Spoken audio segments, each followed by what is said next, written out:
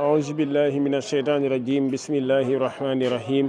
الحمد لله رب العالمين والصلاة والسلام على رسول الله أما بعد السلام عليكم ورحمة الله تعالى وبركاته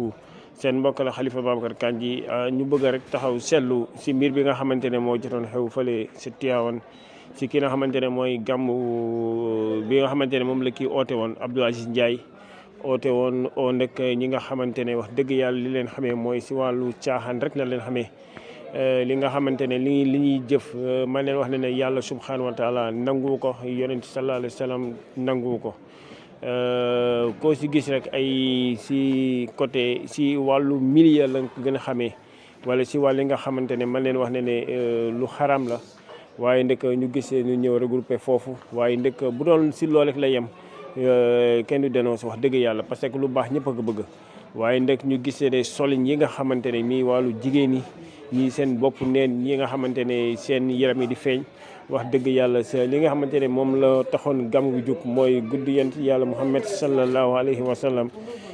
ñu war ko def mu doon loo xamante ne lu sell lu yiw la ba képp koo xamante ne ñoo na fa rek mën a naw kana xamante ne mooy Seydi Hadji Malick waaye li ñuy wane nii nag bu dee da nga am say milliards wax dëgg yàlla wala nay indi say nag indi say xar indi say lu neen indi gëlëm lu mënti doon rek waaye nag da waroo def lu la neex tamit déedéet parce que ki nga xamante ne mooy Seydi Hadji Malick ki nga xamante ne moo oote woon li nga xamante ne mooy gàmm bi dafa artu woon ne ma leen màggal guddi yonent yàlla sallallahu alayhi wasallam bu dee tabbiju si loo xamante ne lu xaram kon rek lii rek day joxe firnde kon Seydi Hadji Malick moo leen wax ne moom artu na woon seen njëlbeen kon képp ku def rek dafa def loo xamante ne si teewaayu bakkanam la waaye ndek il est temps nag kilifa yi jug si nag wax dëgg yàlla il est temps kilifa yi jug si ñi nga xamante ne ñoo yor flambeau bi ñi nga xamante ne ñoo yor li nga xamante ne mooy waa kër Seydi Hadji Malick Sy radiyallahu ta'ala anhu war leen ñu artu ñi nga xamante ne mooy Abdoul Aziz wax ñu ko ba mu woote gàmm waaye nag bii woote gàmm mu def ko si loo xamante ne lu dagan la ku si ñëw rek xam ne lii de caaxaan taxul guddi googu am guddi gi dañuy màggal guddi yéen sallallahu alayhi wasallam sa guddi googu mooy guddi gi gën a tedd si guddi yi c'est la nga xamante ne mooy kii tax ñu koy màggal mooy yent yàlla Muhammad sallallahu alayhi wasallam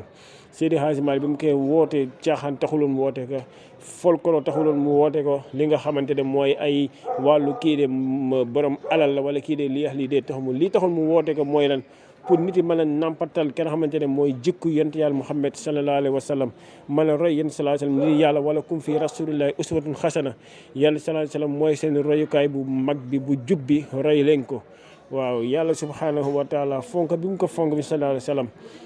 fonk bi mu ko fonk moo tax yàlla mu ne toppale ma topp yonent sallallahu alayhi wa sallam wa atiullah wa atiu rasul kon nag lii war mooy topp boo koy topp da nga koy topp ci sunna mooy lan la topp li yonent sallallahu alayhi wasallam digle na def ko li mu tere na bàyyi ko wa ma aataakum rasul fa xuzuhu wa ma naha ankum fantahu kon su ko defee rek ñoo ngi koy ñaawlu bu baax a baax waaye di ko wax ne rek mu bàyyi si xel bu baax lii bañ a amati sa tamit amul kenn koo xamante ne nangu na wala koo xamante ne dina ànd si jëf ji waaye ndek gis nañ tamit ay ustaas yu si nekk